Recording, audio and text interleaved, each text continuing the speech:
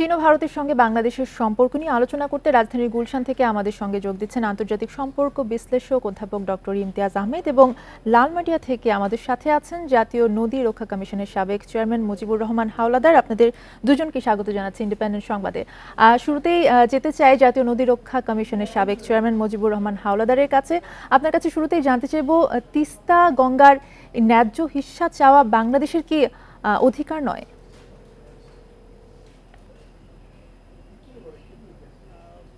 অবশ্যই এটা বাংলাদেশের অধিকার, কারণ এটা তো আমাদের তিস্তার যে অবস্থাটা সৃষ্টি হয়েছে সেটি তো আমাদের যে প্রতিবেশী রাষ্ট্র গজলডোবায় যে ব্যারেজটা করেছে ভারত, সেই প্রেক্ষিতেই কিন্তু তার যে বিরূপ প্রভাবটা আমাদের উপরে নদী প্রবাহের উপরে পড়েছে। আমরা জানি যে এই পুরো যেটা নীলফামারী এবং লালমনিরহাট অর্থাৎ আমাদের যে রংপুর অঞ্চলটা এবং এই জায়গাটায় কিন্তু তিস্তা একটা আমাদের বড় নদী এবং এর যে বড় বিশাল যে প্রবাহটা, এই প্রভাবের উপরে দু ধরনের প্রভাব পড়ছে। একটা হচ্ছে যে শুষ্ক মৌসুমে একেবারেই পানি শূন্য হয়ে পড়ে এই নদীটা এবং বালু, তারপরে দূষণ, যেটা turbidity level is very high. On the other hand যেটা আছে আবার বন্যার সময় এইটা তিস্তা আমরা জানি যে বন্যা প্রবণ, এটা একটা নদী এবং বন্যায় ভাসিয়ে নিয়ে যায়। ফলে যে বন্যায় ভাসানোর ফলে আমাদের ফসলের হানি হয়, আমাদের মৎস্য সম্পদ, আমাদের ঘরবাড়ি, মানুষের এবং পশু সম্পদ এগুলো বিনষ্ট হয়। ফলে it's a great concern for Bangladesh এবং সে কারণে আমরা জানি যে এই জায়গাটায় বাংলাদেশ এই তিস্তা নদীর প্রবাহকে মানে আরও মানে তার যে পূর্ণ দৈর্ঘ্য এবং তার যে ব্রেথ এবং এর যে উইথ, এইটিকে প্রজেক্টের মাধ্যমে এটা বৃদ্ধি করতে চাচ্ছে এবং এই নিয়ে কিন্তু ভারতের সাথে joint rivers commission as well as central গভর্নমেন্টের সাথে বাংলাদেশের ইতিমধ্যে এর আগে আলোচনা হয়েছে, আমরা সবাই জানি। কিন্তু সেইটি আমরা একটা সমঝোতায় পৌঁছে ও তারপরে যেন এটি আবার পিছিয়ে গেল, কারণ রাজ্য পশ্চিমবঙ্গ এবং সেন্ট্রাল গভর্নমেন্টের যে একটা আমরা এটা বলবো যে একটা দ্বান্দ্বিক অবস্থা এটা হয়ে গেল। ফলে Bangladesh is the sufferer of that. তো এইটি সমস্যা সমাধান হওয়া দরকার এবং প্রতিবেশী অন্যান্য দেশ যেগুলো আছে তারাও এটার দ্বারা প্রভাবিত হচ্ছে এবং তাদেরও আমাদের সহযোগিতা দরকার এবং এই প্রভাবটা কিন্তু মোটামুটি সব ক্ষেত্রেই পড়ছে। এই বিষয় নিয়ে আরেকটু কথা বলবো। আমাদের সাথে অধ্যাপক ডক্টর ইমতিয়াজ আহমেদ আছেন, তার কাছে একটু জানতে চাইবো যে মোদির সাথে শেখ হাসিনার সম্পর্ক ভালো হলেও মমতা ব্যানার্জি আসলে যেভাবে ক্ষেপে গিয়েছেন তিস্তার পানি নিয়ে আসলে কথা দেয়, তার সাথে সম্পর্কে কোনো ঘাটতি কি রয়েছে? ধন্যবাদ। না, আমার মনে হয় না যে মমতা ব্যানার্জি বাংলাদেশের উপর ক্ষেপেছে, এটা বলা ঠিক হবে না। মোদির উপরে ক্ষেপেছে, এটা কোনো সন্দেহ নেই। এর একটা বড় কারণ, যদি আমরা চিঠিটা একটু ভালো করে পড়ি, সে স্পষ্ট বলছে যে সিকিমের কথা।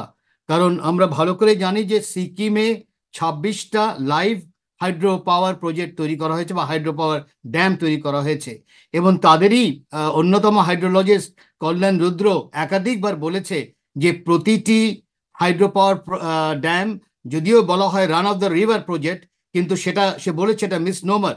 এগুলো বলছে এগুলো কথার কথা, কারণ প্রতিটি হাইড্রো পাওয়ার ড্যাম মিনিমাম সে বলছে 5% পানি সরায়। এর একটা বড় কারণ হলো যে প্রতিটি হাইড্রো পাওয়ার ড্যামে কিন্তু একটা শহর গড়ে তোলে। মানে মনে রাখতে হবে যে একটা হাইড্রো পাওয়ার প্রজেক্ট যখন হয় বা ড্যাম যখন তৈরি করা হয়, শুধু ড্যামটা বসিয়ে দেওয়া হয় না, সেখানে দুপাশে কিন্তু শহর তৈরি হয়, রাস্তাঘাট, স্কুল, কলেজ ইত্যাদি তৈরি হয়। সেই হিসাবে 5% বলা হয়েছিল। তো 5% করে যদি আমি ধরি, 26টা যদি হাইড্রো পাওয়ার প্রজেক্ট যদি থাকে, তাহলে এমনিতেই পানি শুকিয়ে যাবে। সেটাই কিন্তু মমতা ব্যানার্জি বারবার বলছে যে সিকিমের এই যে হাইড্রো পাওয়ার প্রজেক্ট তৈরি হচ্ছে, সেখানে পশ্চিমবঙ্গের তো কোনো লাভ নেই। আমার মনে হয় তাদের দ্বন্দ্বের মধ্যে মানে বাংলাদেশ, আমি মনে করি না যে আমাদের ঢোকা দরকার আছে, কারণ পানির বিষয়টা কিন্তু রাজ্যের বিষয়। আমি আপনাকে একটু প্রশ্ন করতে চাচ্ছিলাম যে সিকিমের যে পানির কথা বলছিলেন, এই বিষয়টা যে বিষয়টা আসলে মমতা ব্যানার্জি বলছেন বারবার, এই বিষয়টা কি কেন্দ্রীয় সরকার জানে না? একেবারে ভালো করেই জানে, না জানার কোনো কারণই নেই। কারণ কেন্দ্রীয় সরকার সেখানে জড়িত, এই হাইড্রো পাওয়ার প্রজেক্টের সাথে ওয়ার্ল্ড ব্যাংকও জড়িত।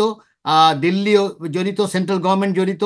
এখানে একটা বিরাট ধরনের কি বলা হয় ইনভেস্টমেন্টের একটা বিষয়, মানে এতগুলো ড্যাম যেহেতু তৈরি করা হয়েছে, তো ভালো করেই জানে, এবং সেখানেই হলো পশ্চিমবঙ্গের সাথে দ্বন্দ্ব। আমি ব্যক্তিগতভাবে মনে করি যে আমাদের ওই কলকাতার সাথে দিল্লি কি হচ্ছে এর মধ্যে যাওয়া ঠিক হবে না। তবে এতটুকু আমরা জানি যে পানির বিষয়টা যখন আসে তখন পশ্চিমবঙ্গের সহায়তা বা সাপোর্টটা লাগবেই, বা দিল্লির সাথে একমত হতেই হবে। দিল্লি এককভাবে এটা করতে পারবে না, সেটা জেনেই কিন্তু আমাদেরও পলিসি সেভাবে চিন্তা ভাবনা করে ঠিক করা দরকার। করা দরকার। মুজিবুর রহমান হাওলাদারের কাছে আরো একবার যেতে চাই। তিস্তা ইস্যুতে ভারতের কেন্দ্র সরকার যে পদক্ষেপ নিচ্ছে তার মধ্যে কোনো স্বার্থ কি আছে, কি মনে করছেন?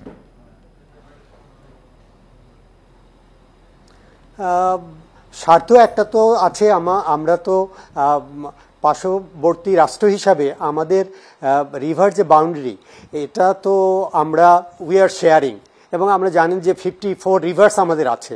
এখন অবশ্যই আপার রাইপেরিনে যারা আছে তারা তো একটা ভালো অবস্থানে আছে, এবং ইম্প্যাক্টটা যেটা পড়ছে আমাদের প্লাবনের ইনফ্যাক্ট আবার পানি শূন্যতার ইম্প্যাক্ট, এই দুটোই কিন্তু পড়ছে আমাদের আপার রাইপেরিনের, সেখানে সংশ্লিষ্টতা রয়েছে। কারণ আমাদের মেইন যে রিভারগুলো পদ্মা, মেঘনা, যমুনা, সেটার সাথে লিঙ্ক তো অবশ্যই আমাদের প্রতিবেশী রাষ্ট্রের সাথে আছে। এখন এই জায়গাটায় যেটা দেখতে হবে যে ইয়েস, বাইলেটারাল ইস্যুস আর দেয়ার, কিন্তু আমাদের মধ্যে ভারতের সাথে যেটা আছে, আমরা গঙ্গা চুক্তি যেটা করলাম সেইটিও কিন্তু আমাদের চলমান আছে। তারপরেও আমরা দেখছি সেইখানটাই ন্যায্য হিস্সা যেটা পাওয়ার যে ব্যাপারটা, সেটা কিন্তু আমরা পুরোপুরিভাবে সুনিশ্চিত করতে পারিনি। একইভাবে এই খানটায় আমাদের যে ইন্ডিয়ার সাথে যে জয়েন্ট রিভার্স কমিশন আছে, সেই কমিশনের মাধ্যমে কিন্তু এইটি আগেও গবেষণা হয়েছে, সার্ভে হয়েছে, এবং তারপরেই কিন্তু Indian central government means they are the authority, main authority. এখন তার যদি অন্য অঙ্গরাজ্যগুলো থাকে এবং তাদের সাথে সেটি তো সেন্ট্রাল গভর্নমেন্ট বুঝে শুনেই এটি করবে। ফলে বাংলাদেশ অবশ্যই সেন্ট্রাল গভর্নমেন্টের সাথে এই চুক্তিতে যেটি করেছে, ইটস এ রাইট স্টেপ। তা একটা যেটা হচ্ছে, আমরা বাস্তবতাও আমাদের বুঝতে হবে। আর পশ্চিম বাংলা আমাদেরই খুবই কাছের, এবং we have greater friendship with পশ্চিম বাংলা, এবং সেখানটায় যিনি আছে অবশ্যই আমরা মনে করি যে বাংলাদেশের এই যে রিভার ডিপ্লোমেসি, সেই ক্ষেত্রে কিন্তু আমাদের বাইলেটারাল রিলেশনস উইথ পশ্চিম বাংলা এটাও যে পর্যায়ে আছে সেটাকে আরও বৃদ্ধি করতে হবে বলে আমার মনে হয়। তবে আগের যে বাস্তবতা আর বর্তমান ইন্ডিয়ার যে এবারে যে ইলেকশনটা হলো, তারপরে যে বাস্তবতা, সেইটি বিবেচনায় আমার মনে হয় আমাদের এখনই স্ট্র্যাটেজিক হতে হবে, যে যেইটি ইতিমধ্যে। আবারও আপনার কাছে ফিরবো অধ্যাপক ডক্টর ইমতিয়াজ আহমেদের কাছে, যদি আরো একটাবার যেতে চাই। মমতা ব্যানার্জি যে বিরোধিতাটা করলো, তার এই বিরোধিতার পর আসলে বাংলাদেশের কি চীনের সঙ্গে তিস্তা ইস্যুতে আলোচনা করা উচিত?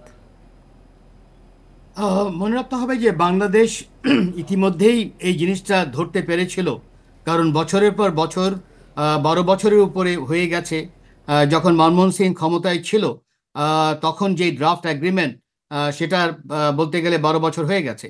তো প্রতি বছরই আমরা একই কথা শুনে এসেছি, এবং বাংলাদেশ বুঝতেই পেরেছে যে এটা কোনোভাবেই সমাধান হবে না।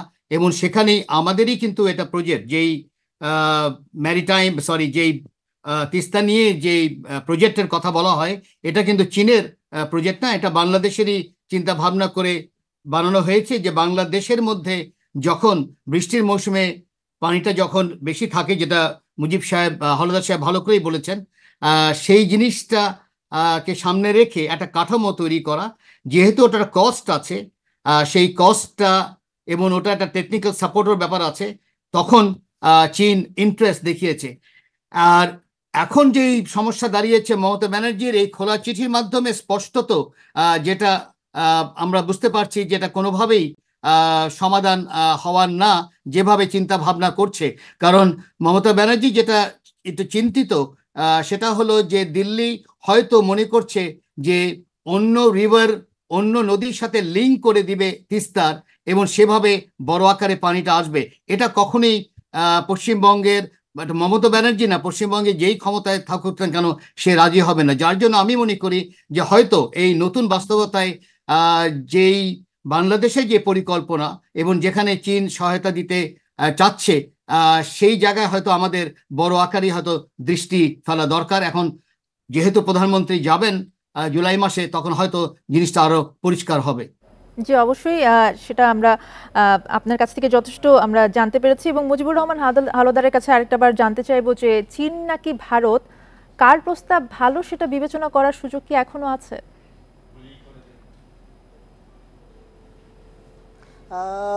আসলে তো ভারতের যে প্রস্তাব, যে গবেষণা, এটি তো it hasn't come to light, but China ইতিমধ্যে যেটি দিয়েছে এবং তাদের যে ম্যানেজমেন্ট অ্যান্ড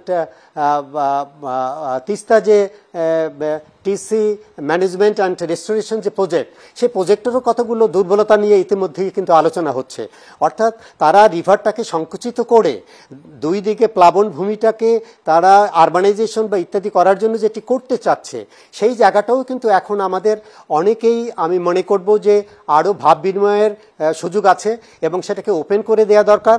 আমাদের অভ্যন্তরীণ যারা, আমাদেরও এই দিক দিয়ে যারা গবেষণা করেন, যারা এক্সপার্ট যারা আছে, সেটি নিয়ে চায়নার সাথে আমাদের বসতে হবে। তবে চায়নার সাথে এটি কিন্তু অনেকখানি ইতিমধ্যে এগিয়ে গেছে। সেই এগিয়ে যাওয়াটা বাংলাদেশের, এটি অবশ্যই আমি বলবো যে ইন্ডিয়ার যে মতবিরোধ, সেই মতবিরোধের কারণে, মানে তারা যে সম্মতি আমাদের দিয়েছিল তার থেকে পিছিয়ে যাওয়ার ফলেই কিন্তু আমাদের এই অবস্থাটা সৃষ্টি হয়েছে। ফলে বাংলাদেশ যেই দিকে এগিয়ে গেছে চায়নার সাথে অনেক দূর, সেই জায়গাটা আমরা যদি মনে করি যে ফ্রুটফুল একটা প্রজেক্ট আমরা করতে পারি, অবশ্যই বাংলাদেশের সেই স্বাধীনতা আছে, আমাদের সেটি করতে হবে। কারণ আমরা কালক্ষেপণের বাংলাদেশের আর সুযোগ নেই। ইতিমধ্যে অনেক কালক্ষেপণ হয়ে গেছে। বন্ধু রাষ্ট্র ভারতের উপরে আমরা নির্ভর করে এতদিন আমরা এগিয়েছি, কিন্তু যে বাস্তবতা আছে সেটিকে তো কাটিয়ে এখনো মোদী সরকার, বর্তমান সরকার উঠতে পারবে কিনা সেটা আমরা জানি না।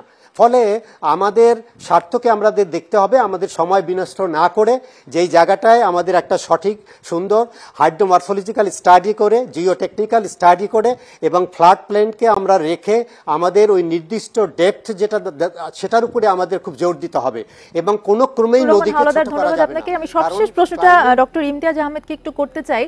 তিস্তা নিয়ে ভারতের সঙ্গে চুক্তি হলে চীনকে খুশি করতে হবে কিভাবে, যদি একটু ছোট করে বলতেন। আমার মনে হয় যে বাংলাদেশ যদি চীনের সাথেও যদি আলোচনায় বসে এক ধরনের তিস্তার ব্যাপারে যদি একটা এগ্রিমেন্টে আসে, তাহলে কিন্তু সবার জন্য একটা উইন উইন সিচুয়েশন। এটা মনে রাখতে হবে।